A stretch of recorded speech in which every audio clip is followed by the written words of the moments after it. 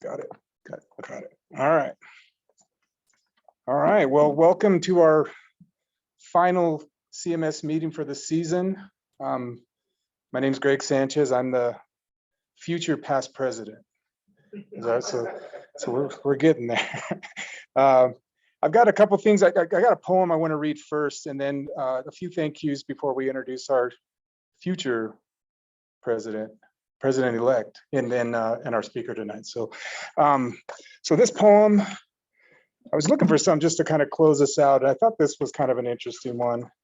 If you're not familiar with this, mycological epithalamia, it was put together by Britt Bunyard and Art Goodtimes. They're the editors of it. And the poem is from Art Goodtimes, who was, well, he's the poet in residence for the Telluride Festival, but he's also a former county commissioner, like 3 terms county commissioner. But the title of this poem, Mycelial Mind. Nothing sustainable about the earth or our explosive nuclear sun. Who could stop Einstein from making gravity bend time? Resilience is no protection against the terrorists of change. I get Nat Geo. I've seen the 7 billion maps, the 9 billion projections. What curious George wouldn't want to split the atom, spray DDT in the backyard, test our trust in the completely untried? It's in our evolutionary nature to experiment, to play at love and war. We carry within our gills the spores of our own demise. It's nature's evolutionary failsafe, taking a species to crash when it overruns its own good, keeping Gaia's core molten, whatever surface extinctions may be spinning our way. Mycelial minds. All right, so this has been a great year, and I'm going to get a count to see. I think we're about 2 dozen here, it looks like, and then we've got another dozen or so on Zoom. And I'm hoping we'll continue the Zoom hybrid talks for next season and in the future. So I think it definitely helps people access meetings who can't physically be here for whatever reason. But a couple thank yous for this year. Got a lot, and I think some people are physically here, some people are on Zoom, and some people might see the recording later on and get it that way. But number one, thank you for the membership.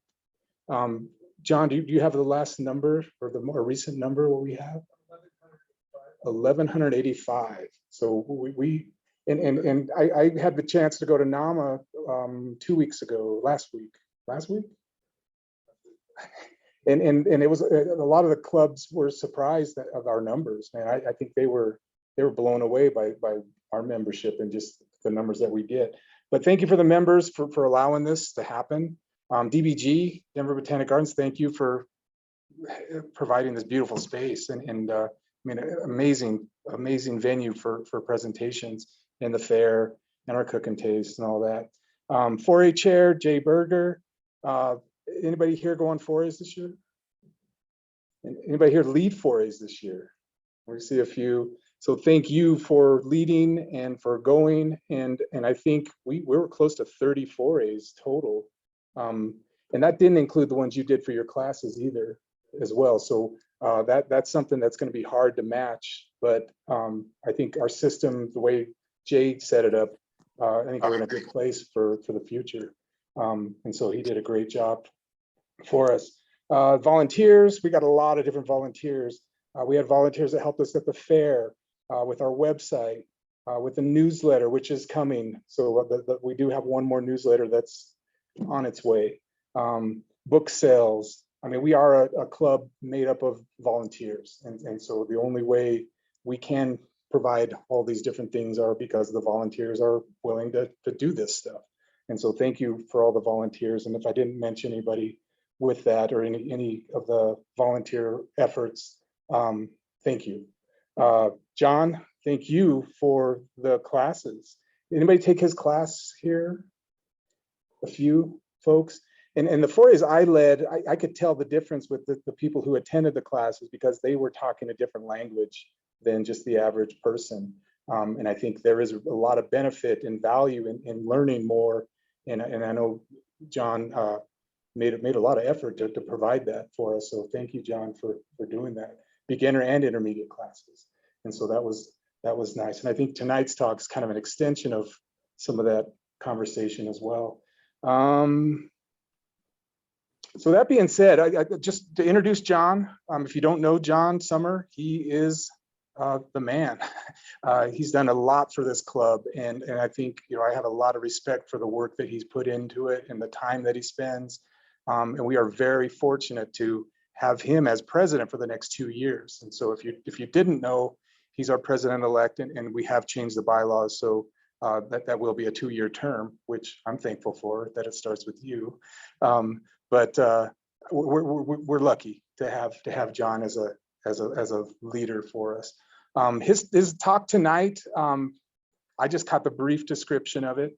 I'll let him do all the explanations, but useful information, mushroom classification, why the name changes, and as a science, this is an evolving field, and even from when I started, Can you turn it up, names are now no longer what they used to be. And so this is an ongoing process. So Jon Sommer, if you would come up. I don't know how we have a knighting. I don't know what the process is to become a new president. I'll take a knee. Yeah. Okay. All right. It's all good. Let's Thanks. do it. Everybody. Oh, okay. Hi, everybody. Thanks. So tonight I want to talk about why all the name changes. That's one of the most common questions I get in leading forays, and I lead a lot. I led, I think, 12 different forays, including the 3 classes this year. And, pretty much for the last few years, I've led that many. But one of the most common questions is, how come the name changed? I used to know this as something else, and now it's called this. Why? What's going on with all that? So that's what we're going to talk about tonight. And we're going to talk also a little bit about how do you apply this? Like, how do you learn to identify the fungi given what's going on in the changes in taxonomy and classification? So let's see if I can get my thing to work here. Here we go. Okay, so I'm going to start off just briefly. What are we talking about here? So we're talking about fungi, and we'll talk about which group of fungi in a second. But I just wanted to kind of put this in perspective. This is a relatively recent chart, sort of outlining all the organisms that we know about on Earth and sort of classifying them.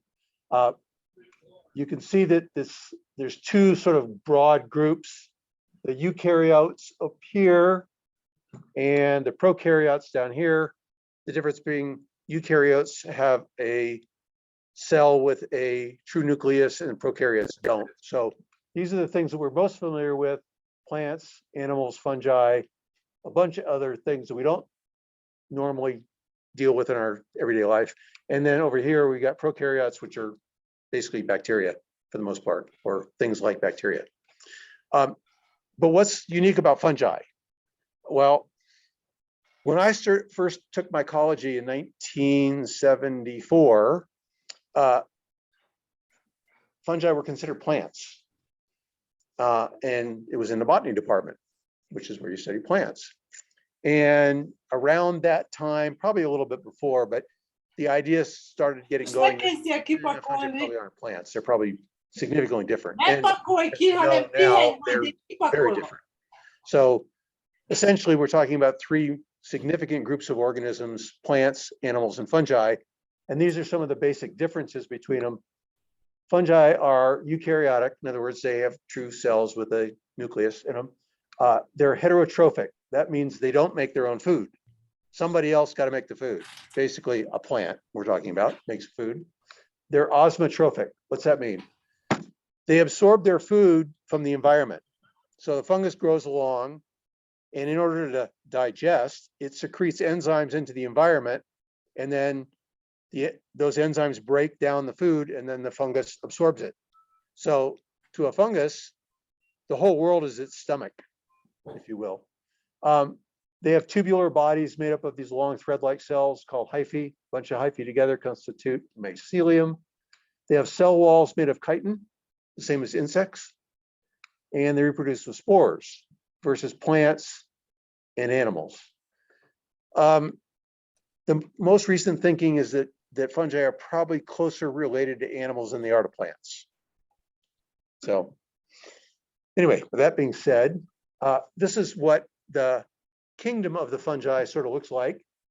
There's the other things that are sort of fungal-like, Mycota, that they don't have cross walls in their cells. And the Mycota, U means true in Latin. So the true fungi, really, we're talking about two groups here. The ascomycetes down here and the basidiomycetes over here. We'll talk about those. These are the dual organisms, lichens, basically a fungus and an alga together, which they have a fancy name called Mycophycophyta. That means fungus plant together. So we're going to look at the two big groups of fungi, or the two groups of what we call fleshy fungi. We call them fleshy fungi because they're big. You can see them with your naked eye. They have fruiting bodies that you can pick up and hold and look at and smell and eat or whatever with. And so two groups. The first group are the basidiomycetes. And this word basidium is Latin for club because the reproductive spores, which are microscopic cells, is this club-like thing called a basidium, and it makes typically 4 spores at the end. Here's a micrograph.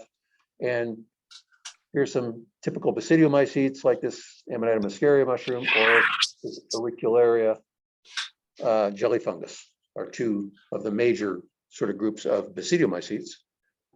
And then the other big group are ascomycetes or the sac fungi, because the reproductive cells are this long sac-like structure that in the right conditions, it forcibly discharges those spores like out of a cannon and then disperses them into the air or into the environment. Here's a micrograph of a whole bunch of those asci or sacs with spores in them.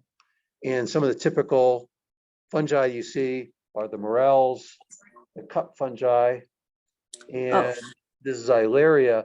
These are the three different sort of Okay, groups now I of got it on my fleshy iPad ascomycetes. just fine. That was weird. Yeah. Good. Anyway, some that look sort of like a brain on a stalk, some that look like cups, and others that Okay. have the little structures that hold the reproductive cells in these guys Wow. are Yeah. in these little Yeah. teeny flask-shaped structures that are Yeah. embedded in some tissue Wow. called stroma. And they're those little structures, those little flask-like structures are very small, like a grain of rice or smaller, and they're lined with Okay. those cells. Somebody's talking. It's weird. It's coming through. Anyway, so these are 3 groups of ascomycetes. We're going to spend most of our time talking about basidiomycetes. And the classification system for fungi started with this guy, Elias Magnus Fries, back in 1820s. He was a Swedish botanist / mycologist. And what he took on was naming fungi.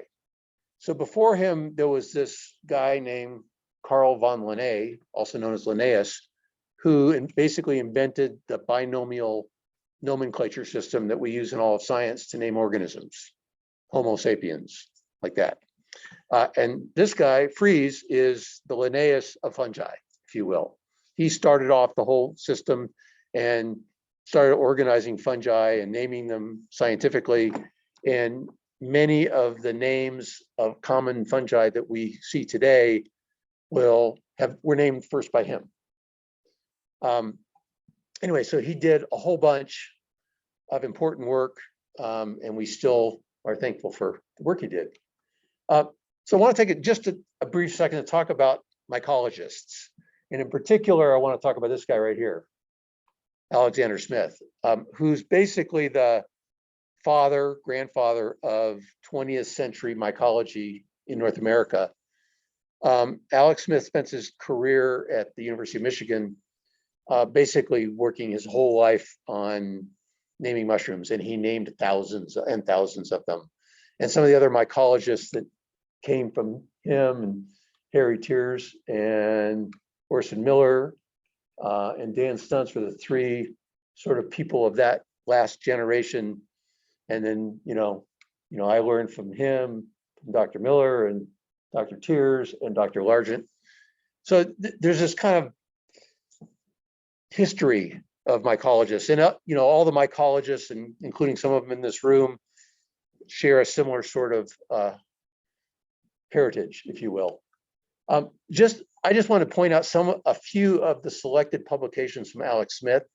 He wrote a bunch of common guides, which were really popular, and he wrote a lot of monographs. Sounds kind of simple, but you take things like the North American species of Mycena, and that's a book about this thick. And Mycenas, if you don't know, are little white spored mushrooms. And he's got, I don't know, he described about 400 species in that book.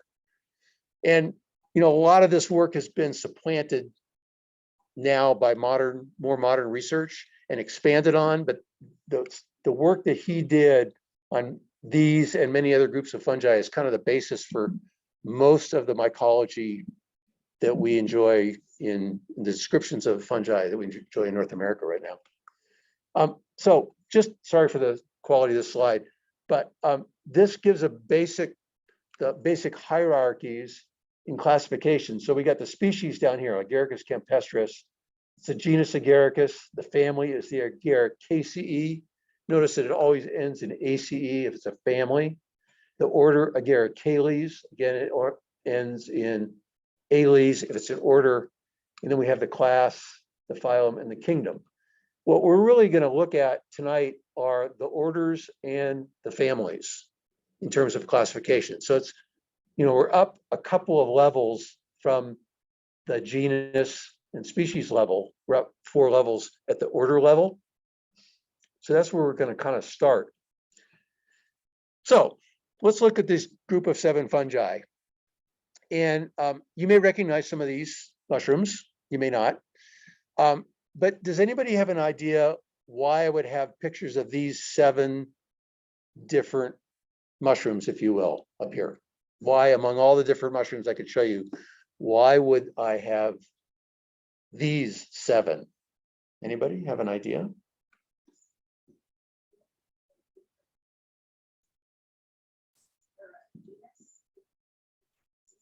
Well, she said they represent the different genera, would be the plural genus. It's actually more than that. So remember, we have species, genus, family, order. These actually represent 7 orders of fungi. So they are the type genera. In other words, the genera on which the family, a family, and in this case, an order is named. So each of these, like a chanterelle and a russula and a polypore, this is a Blackfoot polypore, an agaricus mushroom, a stinkhorn, yummy, porcini, and a Gompus clavatus, pig's foot mushroom, are all the basic names for orders of fungi, some of which contain thousands of species. So, and it used to actually be thought that this one and this one were really closely related. And by the time you get up to the order level, we know now that these are organisms that are not particularly closely related. In other words, there's many species of chanterelles, which are obviously closely related, but the chanterelles and the gomphuses are not. They're not closely related. And this is kind of the conundrum that we're in right now, and the title of my talk in Why Do the Names Keep Changing? And the conundrum is this. As people interested in these organisms, particularly out in the field, collecting mushrooms, and we want resources to identify them, we use books or literature or the internet or other types of resources to try to help us distinguish this organism from this one. But when we're in the field, we've got access to basically our eyeballs, maybe a hand lens, maybe our nose, maybe some taste. So we smell them, we taste them, we look at them, and we try to distinguish one from the other.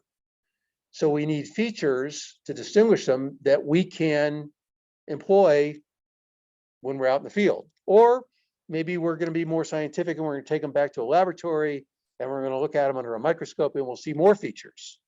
And those features can include things we see visually.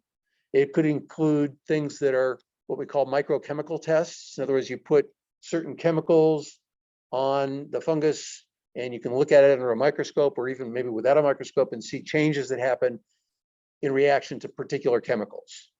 Again, these are all things that we can discern basically with our naked eye. And that's how our classification schemes for these organisms arrived at in the beginning, starting with Fries and moving on through all these other mycologists and people who've studied these organisms, is basically we differentiate them by how they look.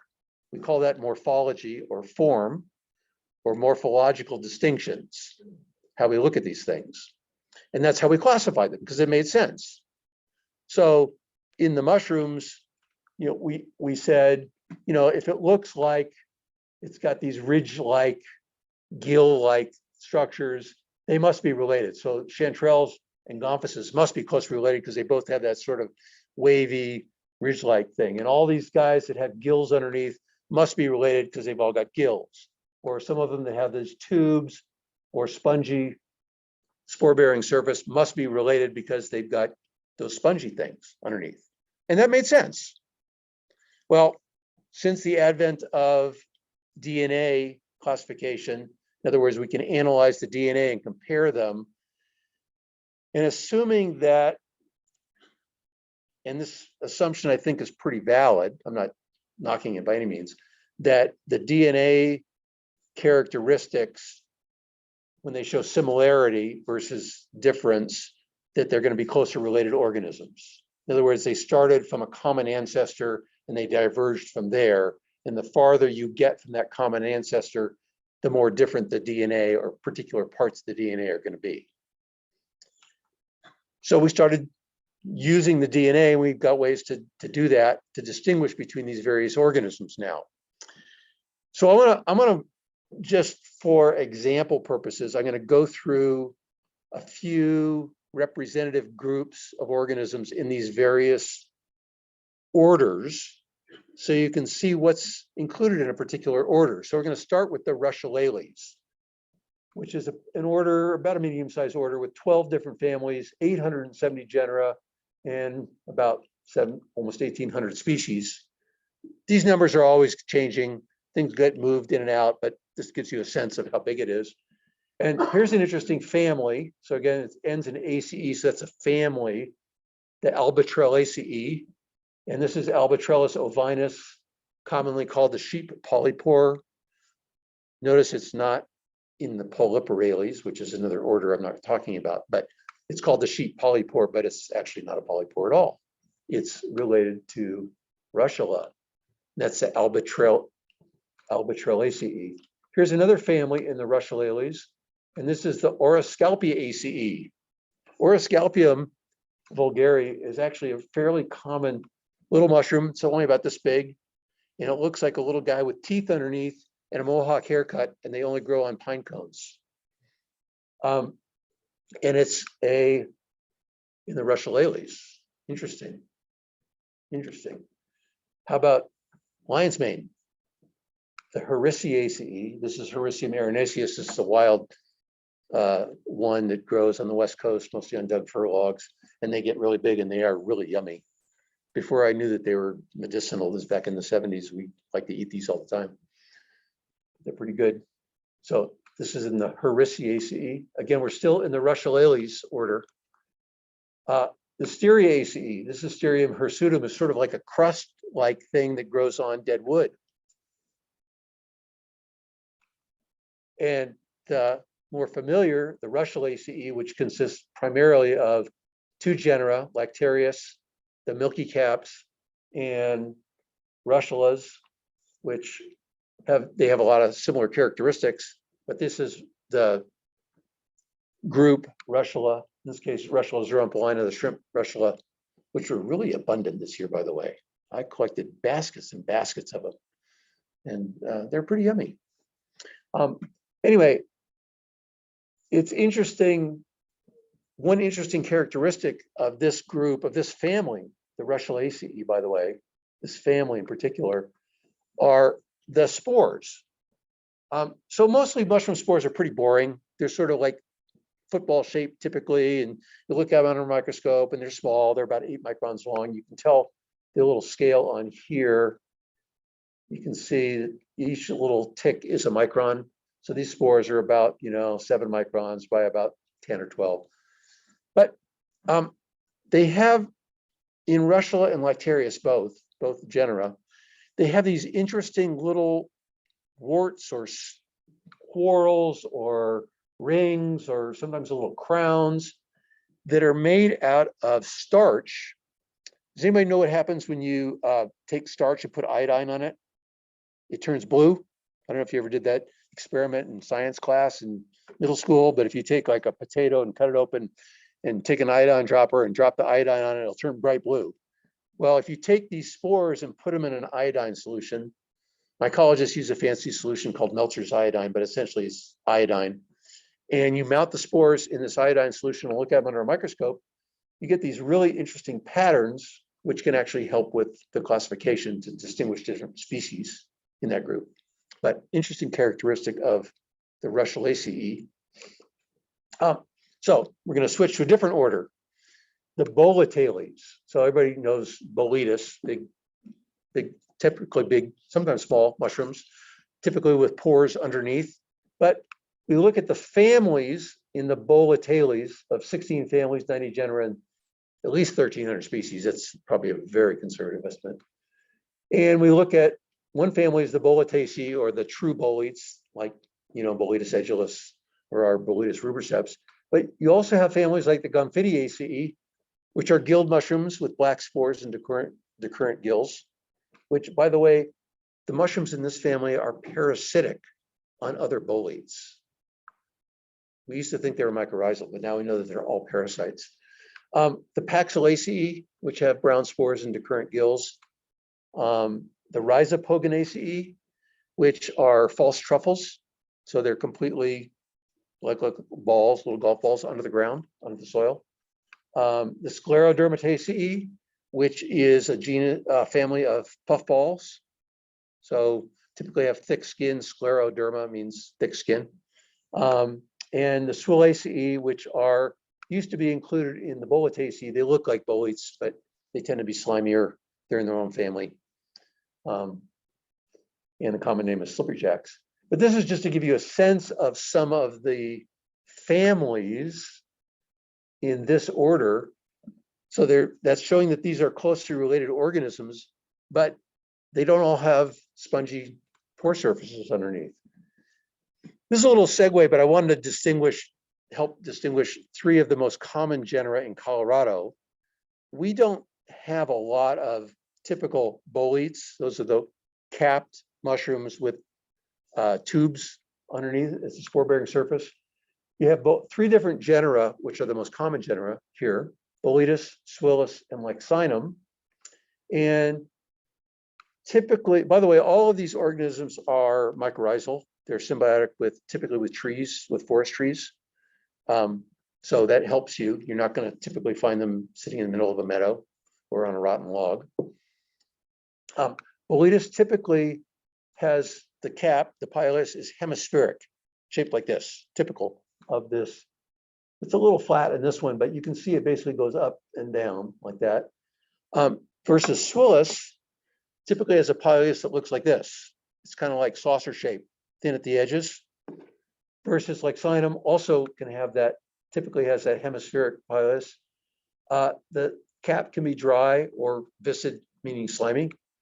The stalk can have reticulations, the netting, really fine netting, and never dots like the Swillus can have. And the spores are olive brown, and the flesh may stain blue, and it doesn't have a ring. That's Boletus. Swillus has that flattened cap like I talk about.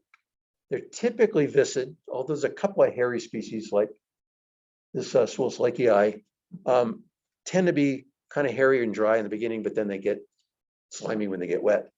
And the stipe may have these little black dots. They're called puncti. They're called also glandular dots on them. And it could have a ring, and the spores are more purple brown rather than the olive brown that they found in Boletus. And the last one is Lexinum, and Lexinums are really easy because they always have these black hairs or scabers on the stipe. Sometimes when they're really young, they're white. You don't see them. They'll darken with age. But people commonly will collect this bolete-looking mushroom and think it's hopeful that it's a good edible, but you really want to distinguish which of these three groups. We have some other groups in Colorado also, less commonly, but Xericomus is a common one, which is like Boletus, except the pores are bright yellow when they're young. So, little divergence there. Another order. So we were talking about the Boletales. Now we're looking at the Garicales, which is the largest order in this group, with 33 families, 400 some on genera, and at least 13,000 species. By the way, scientists estimate that the number of fungi that we have described for science versus what's actually out there in the environment is someplace between 10 and 20%, maybe, optimistically, we've described. And of the 100,000 species of fungi that have been described, 46,000 of that 100,000 are ascomycetes. And most of those are parasites on plants and animals. They're not the big fleshy things, by the way. So that's just what's been described. And, you know, of all the fungi that exist, we know probably between 1 and 10%, maybe. But interesting families. So some familiar names probably among these particular families in the Agaricales.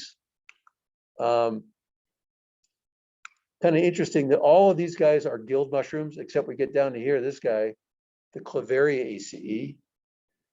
And these are things that we used to call coral mushrooms, part in that group. There's 7 genera, including ones that look like little fingers. But notice the rest of these, if you know anything about any of these guys, and we'll look at some of them, are all guild mushrooms. Anybody got an idea what this mushroom is? Agaricus. Very good. Chocolate brown spores, free gills that don't touch the stem, and a nice skirt-like annulus or ring on the stalk. And this is Agaricus sylvicola. Looks like this in the woods. It's actually yummy to eat. Collected this in Colorado. That was typical of the Agaricaceae, one of the families. Another family is the Amanitaceae. This happens to be a really lovely fungus. This is Amanita pacicolia that's in a group of edible Amanitas called the grisettes. And these are Amanitas without a ring on the stalk. Isn't that a lovely fungus? And it was big too, it was about this big. This was taken in Olympic National Park. Hygropheraceae, which has 2 main groups, the hygroscipes, which are smallish, brightly colored mushrooms, and large fleshy mushrooms. The large fleshy ones are mycorrhizal. These guys are not. And they tend to have thick, waxy gills. That's typical of the genus Hygrophorus and Hygroscipy. The Pluteaceae, these are pink-spored mushrooms, most of which grow on wood, and they're actually fairly closely related to Amanitas. Some have a vulva, like the Amanitas do, a cup, like this Volvariella, easy for you to say, Bombacina. Pluteus cervinus, the deer mushroom, grows on wood commonly. This lovely little guy. I think they put this in another genus, didn't they? You may know. I think Admirabilis is a different genus now. Tricholomataceae. This used to be the catch-all for all the white-spored mushrooms that we didn't know what they belonged in, and they just throw them in the Tricholomataceae family. And they've now all been split out into lots of different families and different genera. This is Tricholoma vaccinum, and this is our Colorado Matsutake, Tricholoma muralianum. And we've got the eastern Tricholoma magnivelari in the eastern United States and Canada, and Tricholoma mesoamericanum in Mexico. They may or may not be different species. For now, they are. This particular mushroom is an interesting study in name changes. Because when I learned this mushroom in 1974, it was called Armillaria ponderosa. Different genus, different species name. Many name changes later, we now know it as Trichoderma muralianum. We'll talk about how those names change and why. Same mushroom. Mushroom doesn't care what it's called. It's going to still do its thing. The Satharel ACE, black spored on wood or on ground, on dung, typically. The Cortinary ACE, which was the other big genus, a big family, excuse me, the family Cortinariaceae was the big catch-all for brown spored fungi genera. They all got thrown in the Cortinariaceae, and now they've since weeded a lot of them out. But typified by Cortinarius, which has a cortina or a spider web-like partial veil with the bright rusty brown spores, but they can also have a really glutinous veil, like this Cortinarius coloninus. Cortinarius has been divided up into a bunch of subgenera. This is a few of the subgenera. There's actually more to help us work on this genus of mushrooms. It's the largest genus of mushrooms described so far. Recent count has 4,400 species described of Cortinarius. And I think they all occur in Colorado. We have a lot of Cortinarius species here. Not that many, but we have a lot. This is actually from Noah Siegel's book, Mushrooms of the Redwood Coast, and he does a really nice job of telling us about the different groups of Cortinarius subgenera, if you will. These are all the ones in California. We have some different ones out here. The Inocebaceae, Inocebae, Rimosa have these rhymose splits on the fibrillose cap. And the Mycinaceae, so Mycenas, white spored. This is Mycena hematopus, because if you break the flesh, you get this sort of a red blood-like juice comes out. And Pleurotaceae, Pleurotus, so oyster mushroom.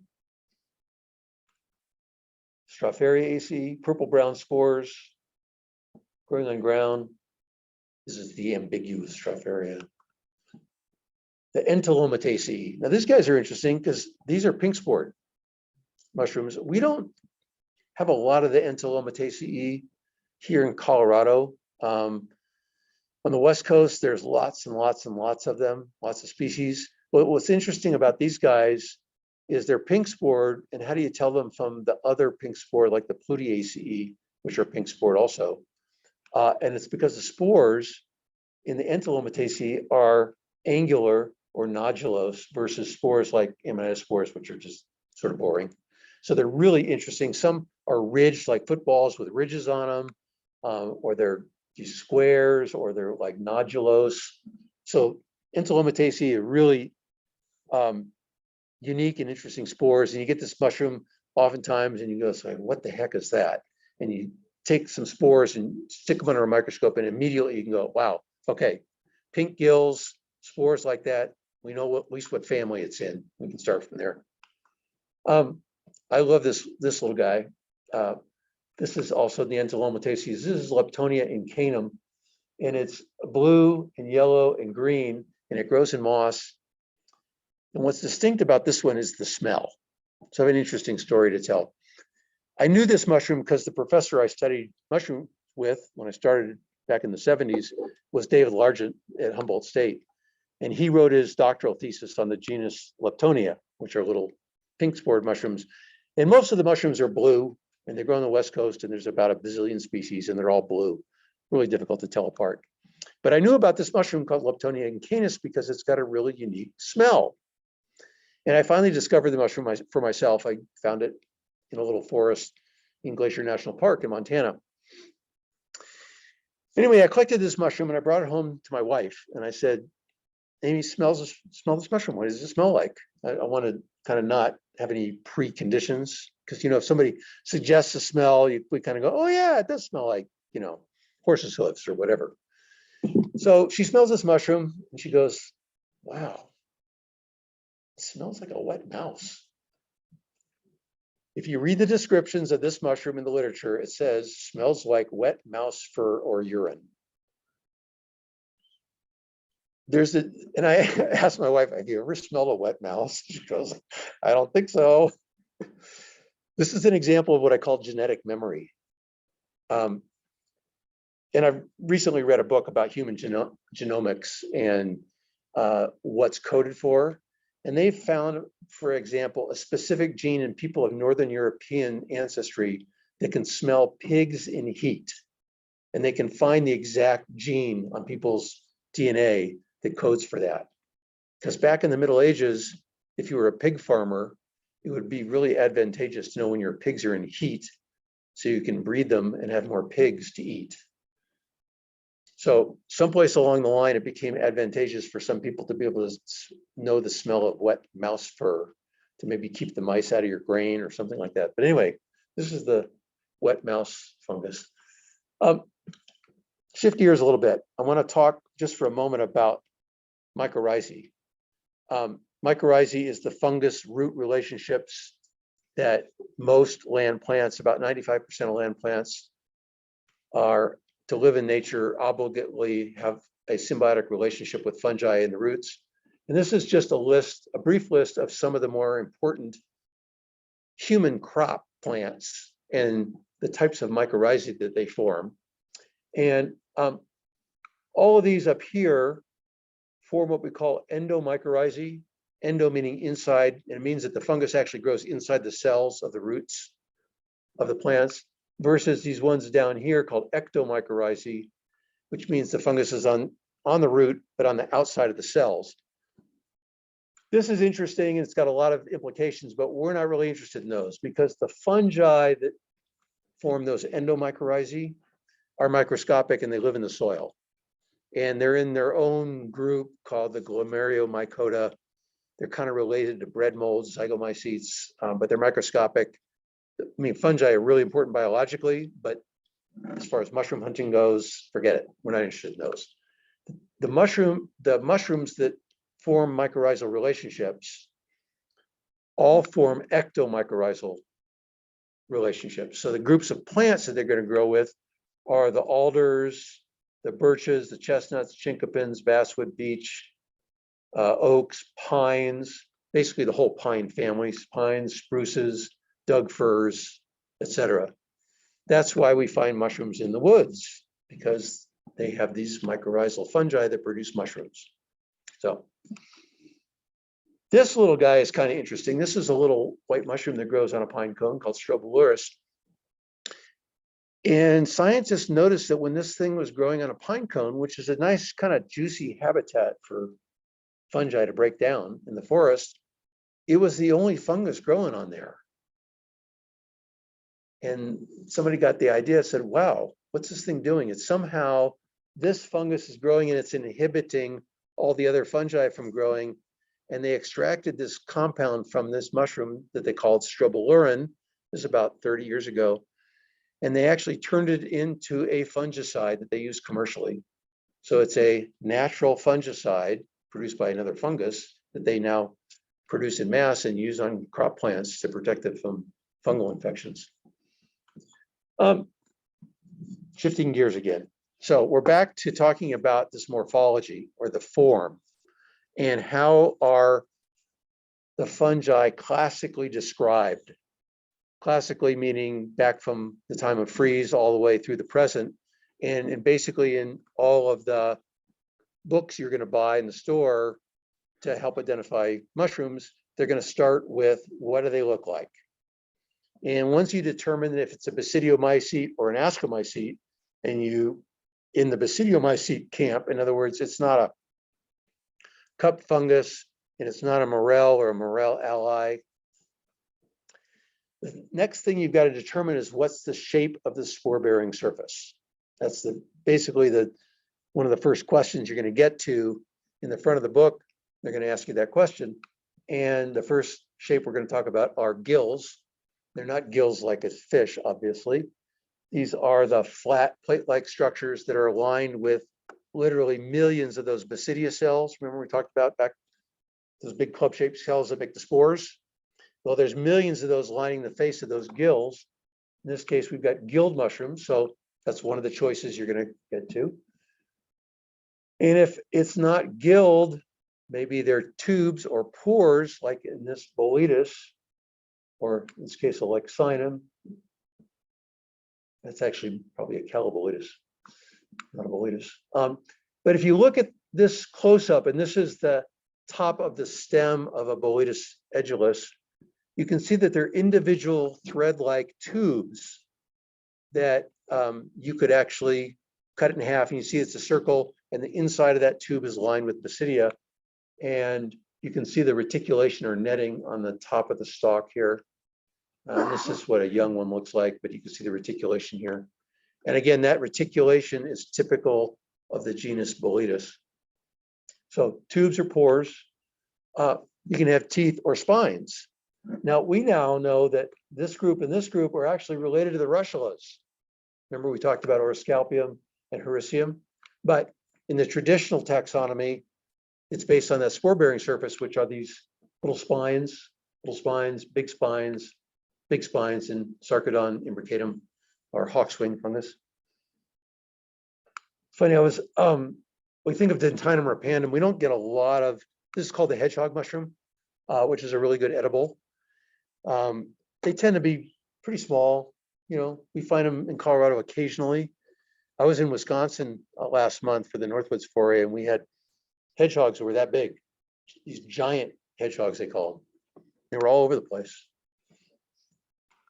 They could be the spore-bearing surface. Remember, we're looking at spore-bearing surface here. They're smooth, like in this Albatrellus ovinus, a sheep mushroom. There's another Albatrellus, or the sulfur tuft, also called chicken of the woods, Laetoporus sulphureus. And they're tubes, well, they're pores, but the difference between this whole group we call the polypores and the boletes is a couple different things. In the boletes, the tube layer is distinct and separate from the cap tissue. So you can actually peel those tubes off. So when you remember back in the boletes, you can see that this tube layer is distinct from the flesh of the cap. And you can actually take that tube layer off. And they're individual tubes versus in the polypores, it's more like you got this bunch of tissue and you poked a bunch of holes in it. And those holes are lined with the basidia for the spore-bearing cells. So that's the difference between a polypore and a bolete, which is an important distinction to make.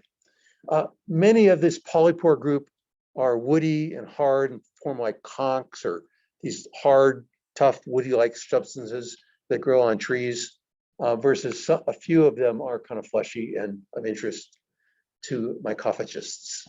That's people who eat fungi.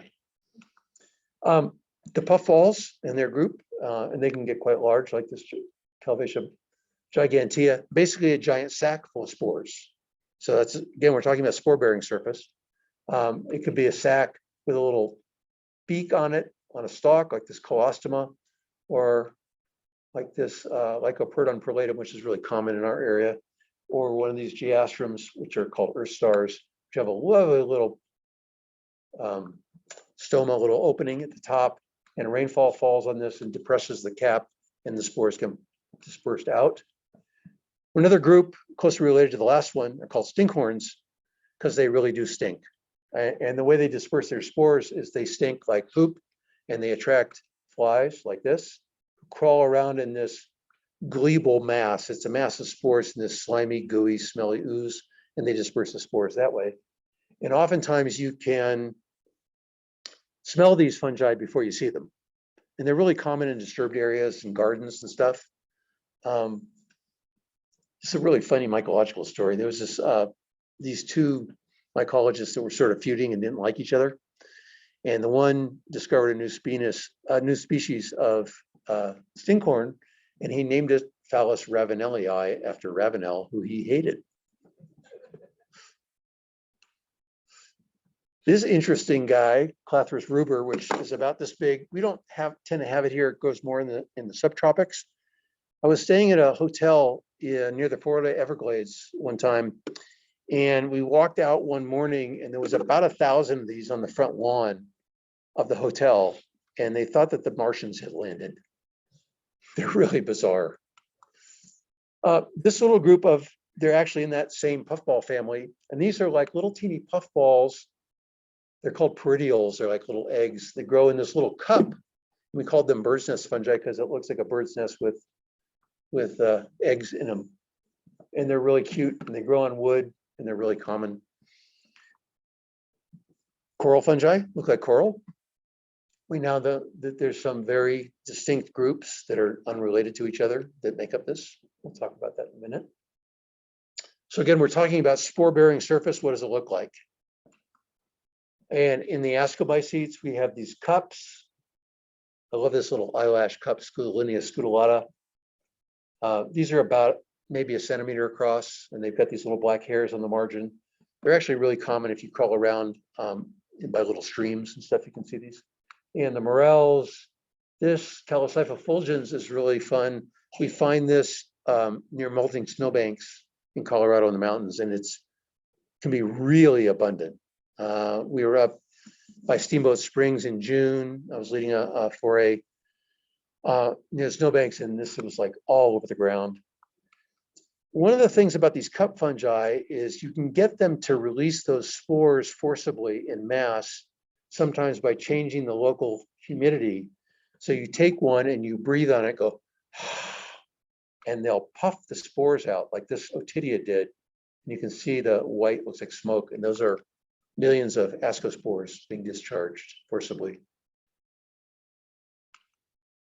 This is another group which we're not going to talk about, but traditionally they were studied by mycologists. They're called slime molds, and they're really beautiful. They're small, but they're actually closer related to protozoans than they are to fungi, so they're not classified as fungi anymore.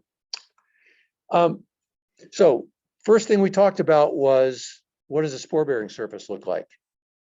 So the next thing in your identification or taxonomic distinction is, what is it growing on? What's the substrate? It could be growing on wood like this Galerina marginata, which happens to be deadly toxic and has the same toxins as some of the deadly aminotoxins. It can grow on poop, like this Protostropharia semiglobata. They can grow on insects, like this Cordyceps militaris. We found a really lovely, when I was in Wisconsin last month, a really lovely Cordyceps that parasitizes a false truffle. So it's growing on another fungus. And the mycelium is bright golden yellow. And you can actually trace the mycelium down and come up with this little fungus that looks about the size of a golf ball called Elaphomyces. And we found a whole bunch of those. They're really interesting.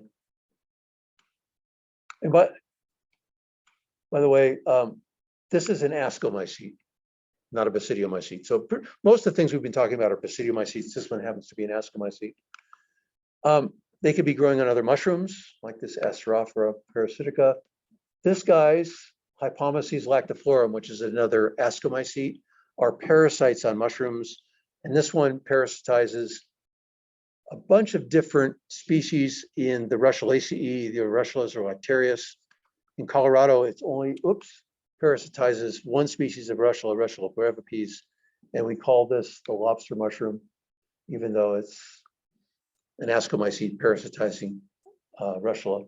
And there's a green form, Hypomyces luteovirens, which I'm told is edible, but I've never eaten it. It can grow on charcoal, like this Colibia atrata, literally growing out of charcoal. This is an old campfire. This one grows in sand dunes, and you can tell it grows in sand dunes because of all the sand, and it's got these great big rhizoids that sort of anchor it into the sand dunes. Interesting fungus. So we were identifying these fungi. We were looking at the morphological features. We're talking about what's a spore-bearing surface look like. Then we looked at what it's growing on, the substrate. One of the next questions, if not prior questions, if you have a gilled mushroom, is going to be what's the color of the spores. And this is an example of some of the spore colors from green in actually only one species of mushroom. Chlorophyllum molybdites has green spores, or they could be purple brown like the agaricus, or bright rusty brown like this, probably from a Cortinarius. This is a pink spores. Bear with me, mycologists have a strange sense of color. There's a pink spored mushroom, probably an Entomoma or a Pluteus. White spored here, various shades of brown, from like clay brown. That's sort of a green one, but you get the idea. So the books are going to ask you what color are the spores, and you can make a spore print like this, or oftentimes you can look at the gills, or you can look at the stem, or you can look if it's got a ring on the stalk. Some of the spores will have fallen over on them, or if mushrooms are growing together, you got one cap on the other, you can pull this one back and look on this cap, and you'll see a nice spore print on there. So taxonomically, they're going to ask, well, how are the gills attached to the stem? You've got all these different descriptions and what they might look like free gills in Amanita muscaria, where they're free from the stalk. Or these guys are go in towards the stalk and they make a little whoop-de-doo, little notch like tricholomas. Or they can be attached, or they can run down the stalk like this. Or these aren't true gills, they're more gill-like in this chanterelle, but you can see how they run down the stalk here, or in this Clytopolis, which is pink spored. You can see the pinkish cast to the gills here, which gives you a clue. Or the shape of the pileus or the cap is really important. Again, we're looking at taxonomic features, morphology, what they look like. And all these different descriptions for the cap shape. They can be cylindric like this Coprinus comatus, which dissolves itself and auto-digests into this inky goo, or this Coprinotsis atramentaria, or this cystoderma has a little umbo in the middle here, or they can be cylindric or darning egg shaped. You could have this hemispherical cap like Amanita muscaria, or this conic umbonate cap, or it can be depressed. You should see somebody for that. It can be pointy, conical. It can be spherical. It can be funnel shaped, or they can be bell shaped. These guys are really cute with a little fringe on them, pineolus. So again, we're talking about cap shapes. So we looked at gills, we looked at cap shapes. The stem or the stipe can be different shaped. Like in Boletus edulis, it typically has this big club-shaped or clavate stipe. It can be really bulbous, like in this Rubroboletus satanus mushroom, which has a ginormous red stipe. These things are very toxic, actually, this bolete. It's called Satan's bolete. Actually, that name happens to be from Europe, and they have a new name for this one now. Yes, it can have an equal stipe like this Amanita phalloides. By the way, this is an example of a weedy mushroom, Amanita phalloides, also called the death angel. It was introduced to this continent probably in the 30s, where it came in on some forest trees from Europe to the West Coast. And then it was introduced on the East Coast, and it's now been found in, I believe, 38 states. And it's completely been introduced to this continent. And it now occurs in, I think, all continents except Antarctica. And most of human activity has introduced this mycorrhizal fungus that tends to grow with oaks and is deadly toxic. Virtually all the deadly mushroom poisonings in the US are from this mushroom. You can have a stem that goes way down in the ground, radicating like that. You could have the stipe location being central, like this guy in the middle of the cap, but it could also be on the edge, like this Cymossa rubi, or this pleurotus mushroom, or it could have no stipe at all, just like a little mushroom attached on the side onto this log in this case. And the consistency of the stem or the flesh of the cap, it could be chalky, like this russula. That's typical of Russula nectarius, where you break the stem and it breaks like chalk. Or it could be cartilaginous, like this Clytosibula familia, or fleshy and fibrous, like our typical button mushrooms in the store, or this lovely Cataphalasma. This particular mushroom was about 14 inches across. The stipe was about this long. It was a big fleshy mushroom. Or they can be wiry, like this little marasmius. And these are I call them boings, because you can clip and they go boing. They don't, when they dry out, they stay like wires. They don't just rot. These little guys here.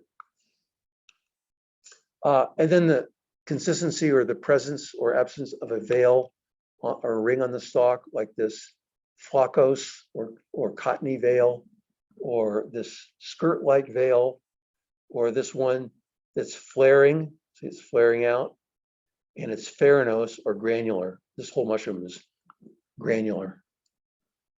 So again, all just morphological features. And in the genus Cortinarius, you can have this cortina, which we saw. It can be slimy, but most of the time it's like this spiderweb-like. Technically, it's called an arachnoid partial veil. Arachnoid meaning spiderweb-like, like an arachnid. And then the universal veil, which is this structure that enclosed the whole mushroom when it was young, can be left as empty on top, nothing on top, or these little warts, or this cup at the base. You see the cup at the base here and here. So some rings. This one's like oppressed, where it's got constricted a little bit. So the sac-like vulva, they're called vulva or cup, or the warts on the top could be like pyramids or big patches. This is a really lovely Amanita from the West Coast called Amanita clyptoderma, and they get to be about a foot across, and they're lovely edibles. Or they can have latex. Milky caps can have, latex that's golden, like chrysoreus, which means golden tears, or blue, like this Licterius indigo, or white, or orange, the different colors of latex. Okay, so let's get into what we were talking about tonight. Name changes. So this is a really common mushroom. Its common name is the shaggy parasol. The current name is Chlorophyllum rhacodes. Well, if you look at the name here, chlorophyllum means green gills. Green gills. But this thing doesn't have green gills. Why is it called Chlorophyllum rhacodes? Well, there is another species of chlorophyllum that most people know, called Chlorophyllum molybdites, which does have green gills and is toxic, and actually looks a lot like this one, the parasol mushroom. This one is a good edible. Chlorophyllum molybdites makes people really sick. In fact, it's the #1 cause of mushroom poisoning in North America. People typically don't die from it, but you don't feel very good, and you'll run out of both ends for a while. So why is this? Why is the name changing? What's going on with that? So let's take a look at this name. When scientific names are published in the literature or in good scientific things, you'll see the name, and the Latinized name is usually done in italics, followed by the name of the person who named it. So in this case, it was named Agaricus rhacodes by a guy named Vittadini, who was an Italian mycologist, who was born in 1800. So it was a while ago. And a few years later, a French mycologist changed it from Agaricus rhacodes, because in the beginning, when Fries started naming mushrooms, basically anything that had gills, he put in the genus Agaricus. They're all Agaricus something or other. So then a few years after Fries, people started renaming them. And this guy named Collet, who was a French mycologist born in 1834, a few years after Vittadini, put it in the genus Lepiota, which were things with white gills and a ring on the stalk. And he called it Lepiota rhacodes. Then a guy named Rolf Singer, who was a German mycologist, very prolific in the 20th century, and really did major work in reorganizing the whole systematics of mushrooms, published a landmark book called The Agaricales in Modern Taxonomy, which was published in about, help me if I'm wrong, about 1960 or something-ish, something like that. It is a tome. It's a thick book. I have it. It's about 4.5 inches thick, and it's like 900 pages and basically describes, all the genera of mushrooms. And he reorganized everything and really did monumental amount of work on that. And so he renamed it Macrolepiota. So not Lepiota, but Macrolepiota, because he said true Lepiotas are these small, frail little things, and there's a group called Macrolepiotas. And most recently, this was renamed again by Elsa Valinga, who is a mycologist from the Netherlands who's now at UC Berkeley, and she works on the genus Lepiota and its allies. And she did genetics on this thing. She analyzed the DNA and said, oh my gosh, the DNA of this thing is just like chlorophyllum. And chlorophyllum is the oldest generic name that predates everything else. So I have to move this thing from Macrolepiota into chlorophyllum. That was in 2002 that she published that. So that's how the names can change. So this parasol mushroom, oh, sorry, that's not the parasol mushroom. If I can go up, hold on. We're having technical difficulties. Okay. Come on. Nope.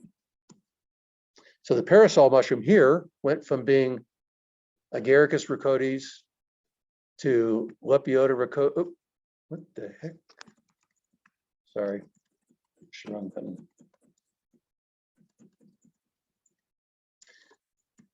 To being Lepiota rhacodes, to being Macrolepiota rhacodes, to be Chlorophyllum rhacodes.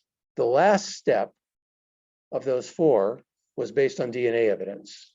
The prior two steps was based on further classification and refinement of what a genus should consist of. But now we have this new tool where they can look at specific portions of the DNA and organize or reorganize, if you will, these mushrooms into similar groups, into groups that are more closely related. So all of that was to say that the Lepiota rhacodes that we know, the parasol mushroom, is more closely related to this thing, which is Chlorophyllum molybdites. This is the poisonous one. This is responsible for all the poisonings, really common on lawns, grows everywhere. I think in probably all 50 states, it's really common around Denver. And it's relatively difficult to tell apart from this guy. They sometimes can look very similar, but there's some really good characteristics you can use to tell them apart. The most important of which is if you wait till they mature, the gills on this thing are going to turn green, and they'll never turn green on the Chlorophyllum rhacodes. So my favorite MILF, that's mushrooms I like to forage for people who think that way.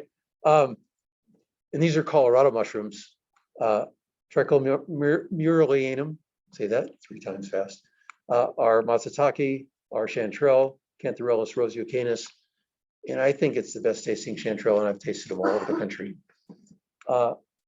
Morel, Morchella tomentosa, this one happens to be a burn morel growing up after a forest fire.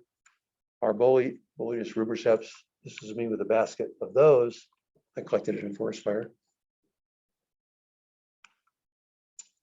Field guides for our area. These are the 2 you must have. Anything else is optional. These are not. These are 3 that I recommend that are good for general use. This one is not so much for our area, but it's one of the best mushroom books out. And if you're really serious about your fungi, you might want to invest in these books. These are published from Europe. They have 11,000 photos in them, and 7 photos and diagrams, 2,800 species of fungi, and they're actually pretty similar to what we have in North America. And what's really fantastic about these books, first of all, there's an online key you can download called Mycological that has the keys, but it has these things called mushroom wheels, which I really love. They are pictorial guides to distinguish the fungi. So this is the very first one in the book. And you can see these different groups of fungi out here on the margins. So you've got, the chanterelle-like organisms, you've got the gilled agaric mushrooms, you've got the bolete type mushrooms. And then it's got some pictures here. It's got some microscopic features, and then you can find one like with this whole group, the guild mushrooms. You can get to something that looks like this. And you can zoom in further and get to like this page, which is just species of Russula. And you can download all these mushroom wheels. There's 75 of them, and they're free. They're available to anybody on the internet. So if you go to this website, mycokey.com, and just Google Mycokey mushroom wheels, you can download all those mushroom wheels, which are fabulous. So I want to sort of wrap things up.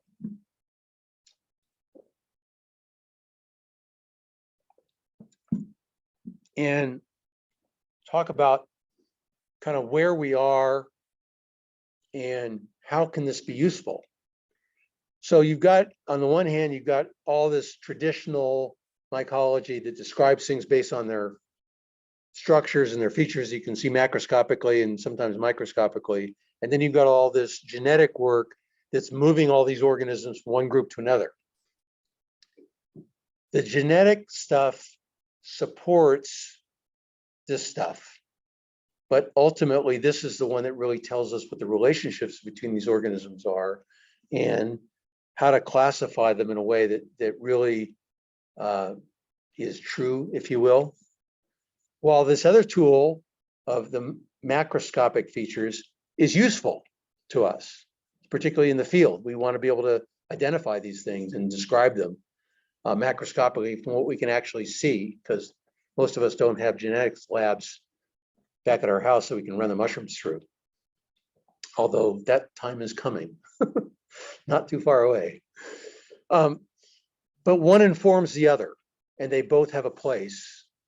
And rather than get frustrated and upset when you hear that your favorite mushroom has changed names again, just notice it, that's happening, and it's progress, if you will.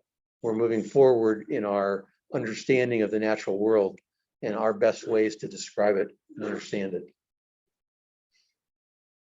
Questions? Thank you. Questions, comments, counterpoints?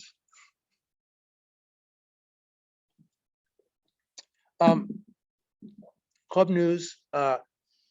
We will be in touch with club members via the internet. So you'll hear from us over the winter as we get geared up for next spring. And you'll hear our request for volunteers, because we're always looking for volunteers. Unfortunately, there's a relatively small group of volunteers that help organize things in the society. And now that we have, 1,200, 1,300 members, we need more volunteers, and we have a lot more interest groups. So you'll hear from us over the winter. Thank you so much for attending. Thanks for a fabulous year, and we will see you next spring sometime. Thank you.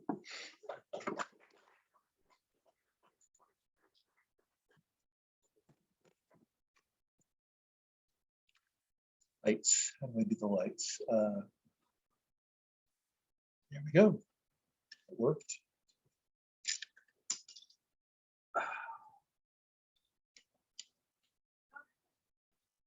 Yes. Well, with the stickers, I heard you call it a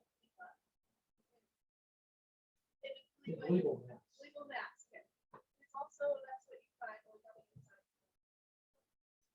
They're on the same. Is it like the same idea? Yeah. I think that's- Yeah, Yeah, it is. I'm also So the spores are produced in a mass internally. There's some other important characteristics. The inside of some structure. So that's why.